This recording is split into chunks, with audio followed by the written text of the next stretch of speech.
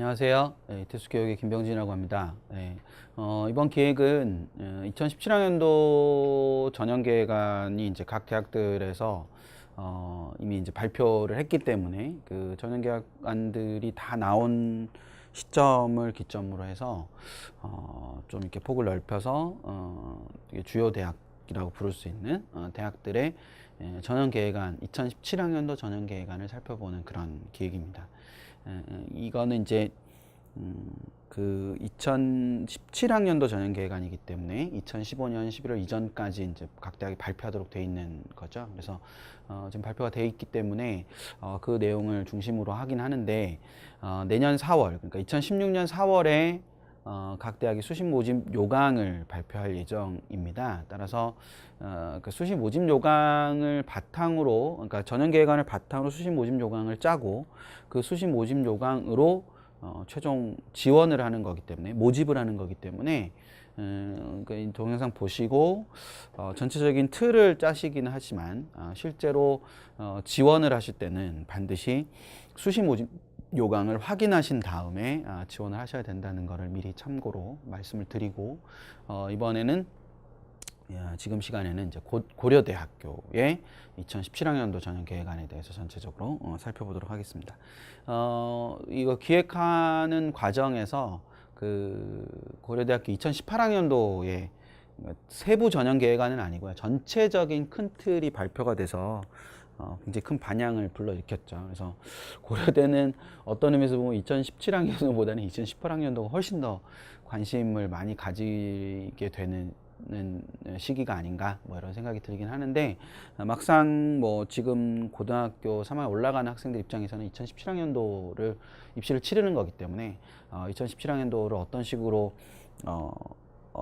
진행하는지도 잘 알 필요가 있겠죠. 더더군다나 2018학년도의 전체적인 기조가 발표된 상황에서 보면 그 2018학년도에 좀 더 정확한 모집 또는 이제 좋은 모집을 하기 위해서, 그러니까 우수한 학생들을 모집하기 위해서 2017학년도에 그런 것들을 많이 점검해 볼 가능성이 높습니다. 따라서 2017학년도 고려대 이제 전형계획안을 보면 2018학년도에와 연관지어서 이런 전형들에 좀 주의가 필요하겠구나, 뭐 이런 것들을 좀 판단하실 수 있지 않을까 싶은 생각이 있는데, 그것까지 점검을 해보도록 하겠습니다.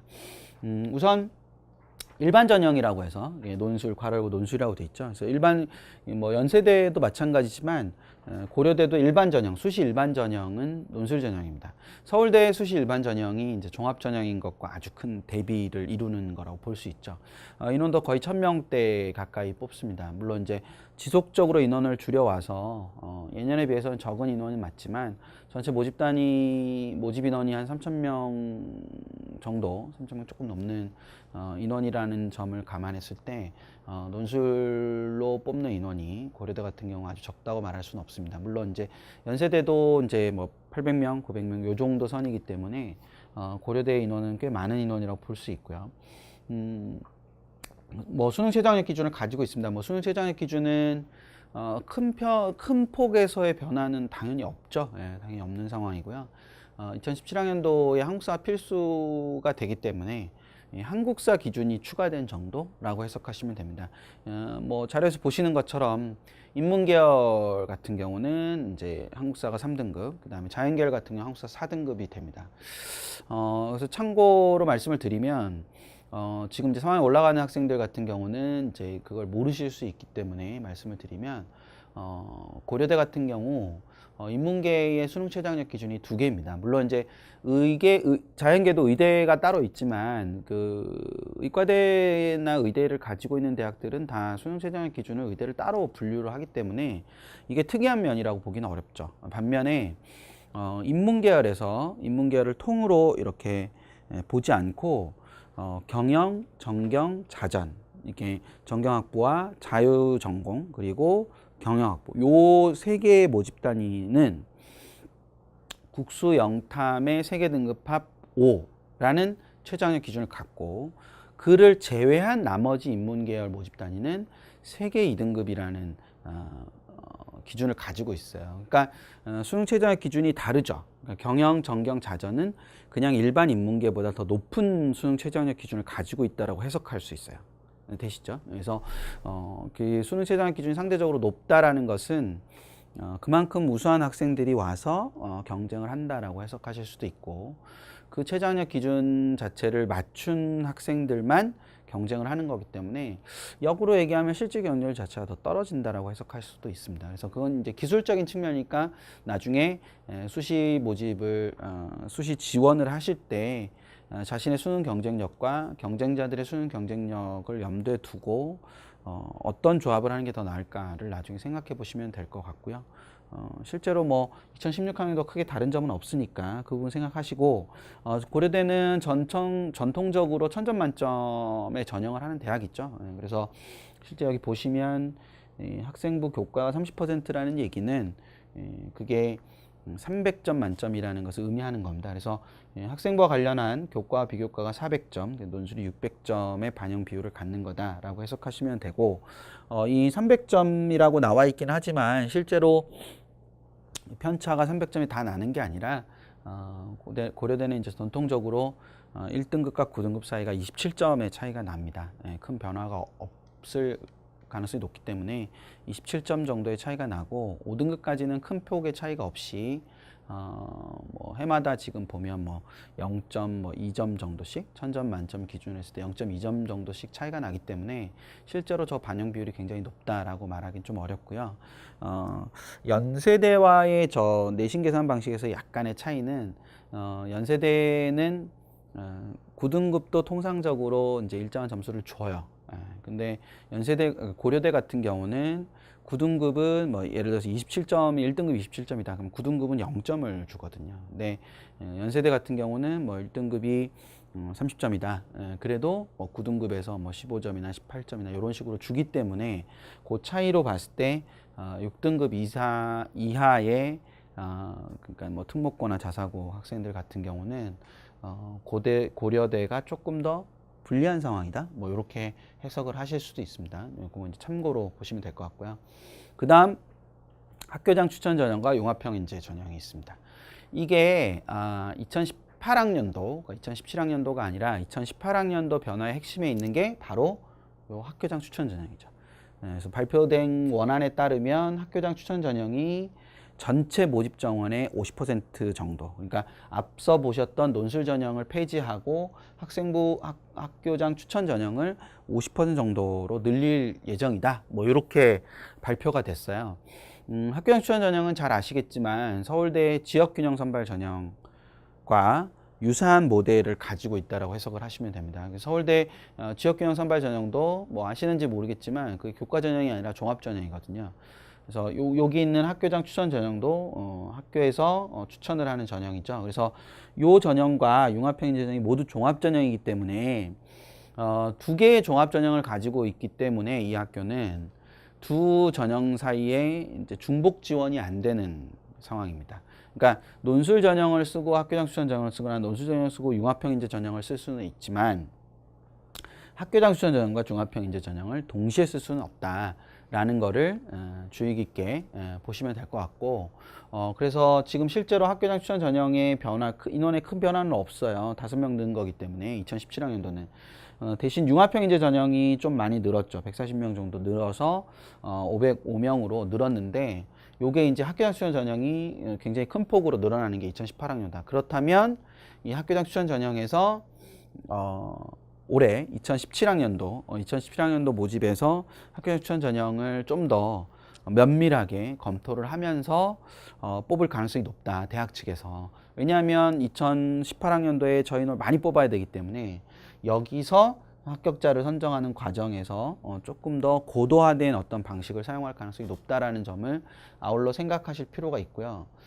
또 하나 이제 2018학년도로 가는 징검다리인 2017학년도에 고려대 입장에서 그 징검다리 2017학년도에 학교장 추천 전형의 변화를 하나 줬거든요. 그게 뭐냐면 2016학년도까지 학교장 추천 전형은 재수생까지 지원할 수 있어요. 물론 실제 고등학교에서 재수생을 지원시키는 경우는 크게 많지는 않지만 재수생까지 지원이 가능했던 반면에 이 형식적으로 2017학년도부터는 재학생으로 지원 자격이 제한됩니다.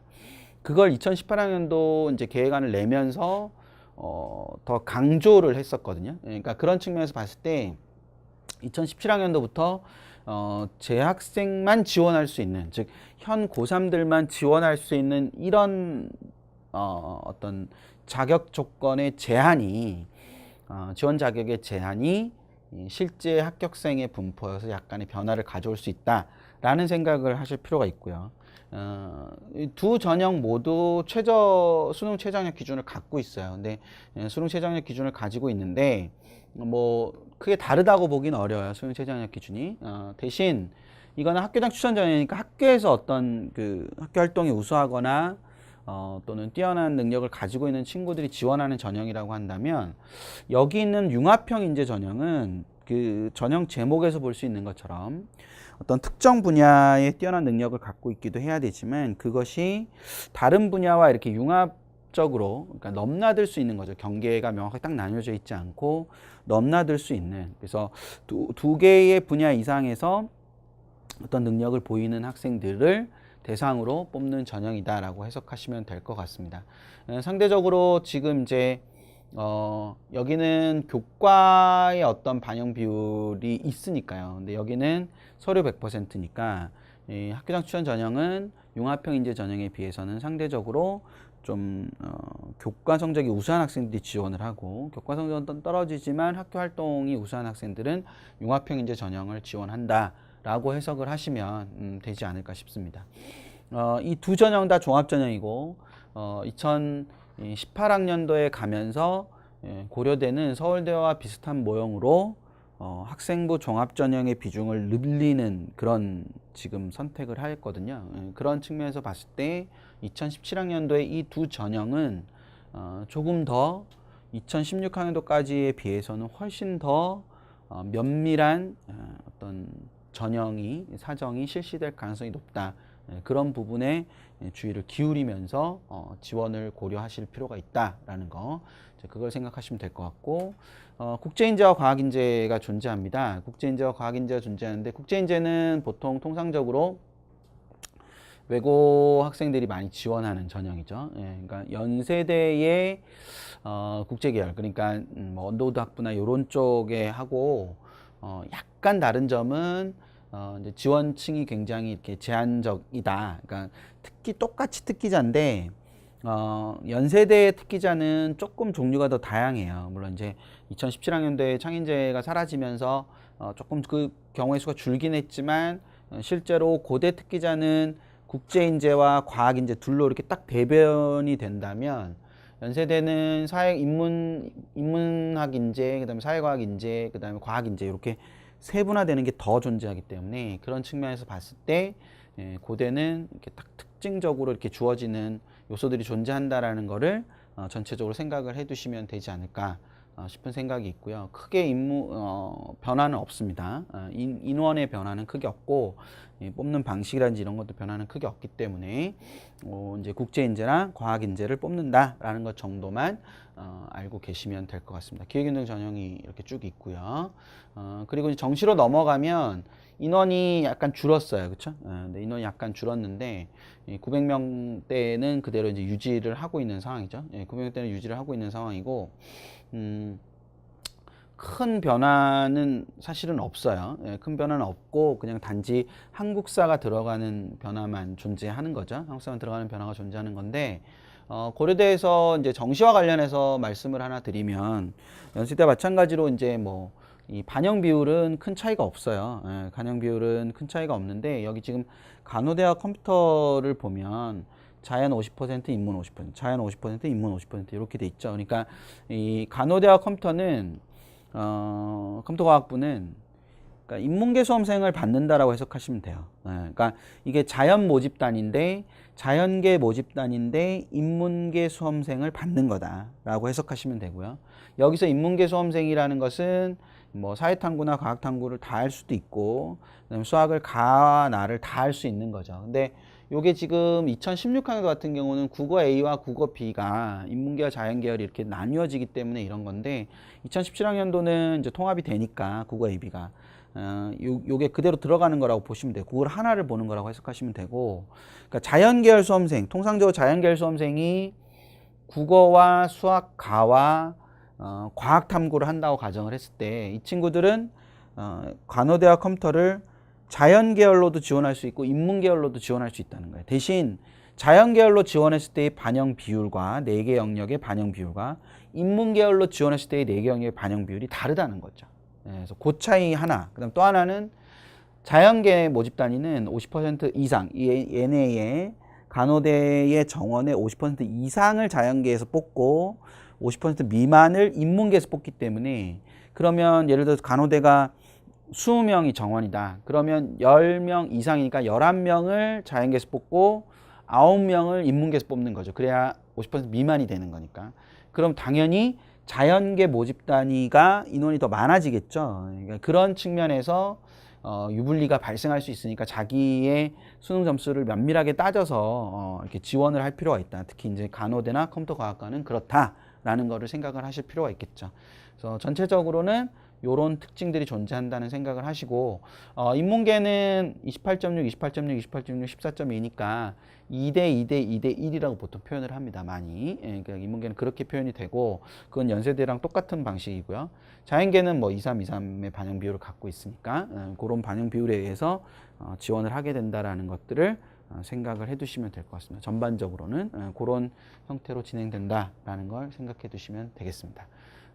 고려대는 2017학년도는 2018학년도의 연장선상에서 생각했을 때 학생부 종합전형에 대한 전반적인 어떤 사정의 어떤 모델들이 완성되는 시기가 될 거다라는 거, 이제 그거를 염두에 두시면 되지 않을까 싶습니다. 예, 고려대는 여기까지 설명드리겠습니다. 들어주셔서 감사합니다.